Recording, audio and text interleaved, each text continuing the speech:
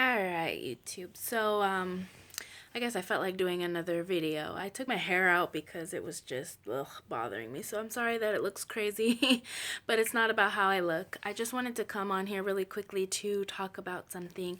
As you guys can see, I'm just going to show you real quick. I've got my coffee. It says be happy. Sorry, the glare. Be happy. It's backwards, of course. And I don't know about anybody else, but I love my malto meal in the morning. So I've got my little bowl of malto meal. I put a little bit of sugar and a little dash of honey in there. But so I'm eating that. Sometimes I put some strawberries in there too, but I didn't have any, so oh well. But anyway, I'm just coming on here really quickly just to talk to you about something that happened a few days ago. Our maintenance man, I live in an apartment right now, so our maintenance man was doing his routine inspection and stuff like that, and he had to fix my microwave. And because we have a microwave in the kitchen, I don't know if you guys can see it, it's back there, it's that little white thing back right there. That's our microwave. But anyway, it was broken. It was screaming that it needed to be maintenance soon. And he also went into my bathroom and checked out a few things as to like if the toilet's running good, and he just checks things like that. And he saw that I have a bunch of psalms on my mirror, and he's like, "Man, I like your psalms on the mirror." I was like, "Thank you very much." And then he got to talking about his daughter, and he said that his daughter is an ordained minister. And I said, "Well, of course, me being about the Lord, I can go on and on and on about the Lord. If you get to talking to me about the Lord, I could talk forever. I could talk all day about the Lord." But anyway, we were talking about the Lord, and he was saying, "Well, the church that I'm at right now is a Baptist church. I don't believe in everything that they teach, but I stay there because I believe in mostly what they teach." And I can understand that because we all go to churches, right? I'm actually not Baptist. I really don't claim to be anything really. I would say that mostly I follow the Christianity religion, but I'm not under a religion, so I really don't like to mark it. But I go to a Baptist church because my husband is a Baptist. This is the church that he's gone to ever since he was a little boy, and so I support him with that, and I go there. And 9 times out of 10, even though the preacher will preach, and he'll say what comes to his heart and what he's preaching and everything, I always, always, always go home and read the verse for myself and get what I get out of it, because we're all individuals. We're all in different walks of life. We're not all going to get the same thing.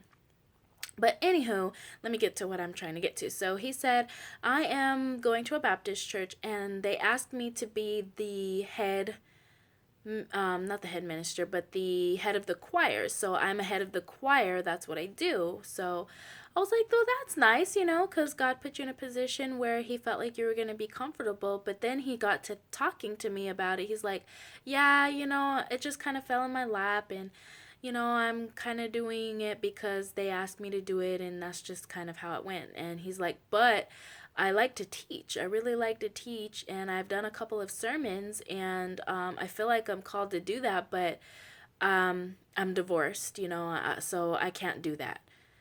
And I was like, I was just, agreeing with him, but I kind of, like, I don't want to say I kind of was, I was kind of taken aback is what I'm trying to say, because I'm divorced. I've been married once, but thankfully, and I'm so happy that God has delivered me. And well, I wouldn't use the word delivered, but he's forgiven me of that past sin that I did. And I've been called to well, I wouldn't say minister, but I've been called to ministry, and that's what I'm doing here on YouTube, and I teach Bible studies and all that all the time. So if that's what you're called to do, it doesn't matter if you were divorced. Look at people like Abraham, for instance. I mean, not Abraham, but Jacob is what I'm trying to think of. He took his brother's birthright. He lied. You know what I mean? He ran away, all kinds of different things. Moses, he killed somebody, and God called him to get his people out of Israel. David, he killed somebody as well. He committed adultery with Bathsheba, but he was considered to be the man after God's own heart. He wrote the biggest Bible in the biggest book in the Bible mostly. He wrote all the Psalms. He there was a bunch of things. He became the king, he was the king of Israel. That was what he was called to do. So just because you mess up in life, we are all sinners. We're all sinner by nature. We're all fallen. Just because you fell, you can be forgiven. We're all, like I said, we all sin. We all have sinned. So if you feel like you're called for something, if that's the fire that God put inside of you, if that's what you can't let go of, that's what you're called to do. That's why I always say, when you know it's meant for you, you can't get rid of it. You can't let it go. No matter what you do, you can't let it go. And 9 times out of 10, I've noticed that usually when you're called to do something for the Lord, it's something that's much bigger than you, and you're going to have to truly depend on the Lord to get you through and to actually make things happen for you.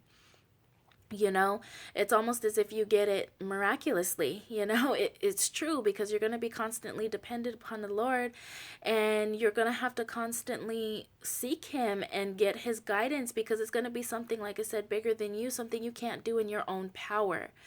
That's how you know it's your calling. So just like with this ministry, I'm not the most popular person on the internet, or I'm no Joyce Meyer, but it's what I've been called to do, and I'm just following what God called me to do. I'm just depending on him to bring the people to me that will be able to get blessed, and I'll be able to get blessed by them, and we'll all be able to fellowship, and that kind of thing. I don't know how else it's going to happen, because it's much bigger than me. I don't know. God has placed such big dreams inside of me, and such big ambitions, that they're bigger than me. I don't know how it's going to happen. I'm just praying to God that it's going to happen. But all I'm trying to say is, don't count yourself out because you've been divorced. You know what I mean? Don't count yourself out. If you're God's child and he's called you to do something, he's going to give you the grace, the courage, the way to do it. Don't count yourself out, okay? But anyway, that's all I wanted to come on here and tell you. And if somebody like that tells you, you tell them. You make sure you encourage them. Like I said to him, just because I told him my story. I mean, just because I'm divorced, just because you're divorced doesn't mean you can't do it. And, he still seemed kind of skeptical and kind of sketchy. But at least I told him, don't worry about that. If you're divorced, ask for God to forgive you, and he'll forgive you, and he'll give you the grace to be able to do what he called you to do. Don't give up on it. So, anywho, I hope you guys have a wonderful day, and remember, don't count yourself out. You're wonderfully and fearfully made. The Bible says that, Believe what the Bible says about you. I'm not saying that you need to go out and murder somebody. Please don't do that. But you can be forgiven. You can be forgiven of anything, I believe. And because God can deliver you. He can make you into a brand new person. He will deliver you. He's delivered me. I'm a walking, talking testimony of it. He's delivered me of several things, of fornication, of divorce, of adultery. I mean, I used to be big into drinking and everything. I did it all. Just put it that way. I did it all. And it's by the grace of God that I'm not there anymore. I've been saved. I've been delivered from those things. God makes you into a brand new person, and he will make you into the person he's called you to be. So don't count yourself out, okay? I love you guys, and I hope you guys have a wonderful day. Take care.